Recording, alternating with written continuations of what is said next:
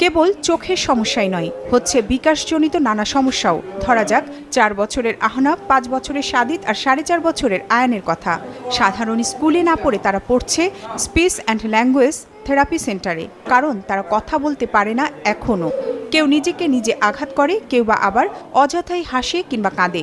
বয়স অনুযায়ী বোঝার ক্ষমতাও নেই তাদের। কার্টুনে বিভিন্ন অ্যাক্টিভিটিস দেখছে এবং ওখানে এখন বিভিন্ন গেম পাওয়া যায়, যেমন কালার শেপের গেম। তো ওগুলো হচ্ছে ওরা আইডেন্টিফিকেশনটা শিখছে যে এই জিনিসটাকে বলে রেড। তার মা যখন জিজ্ঞাসা করছে বাবা এটা কি, তখন কোনো আনসার দিচ্ছে না। এভাবে টু ওয়ে কমিউনিকেশনে গ্যাপ হতে হতে যেটা হয়, তাদের ল্যাঙ্গুয়েজ ডেভেলপমেন্টে হ্যাম্পার হচ্ছে এবং তারা সামহাউ হয়তো বা তারা রিসেপটিভ ল্যাঙ্গুয়েজ ডেভেলপ করছে, কিন্তু এক্সপ্রেসিভ ল্যাঙ্গুয়েজ তারা টোটালি হচ্ছে ডেভেলপ করছে না।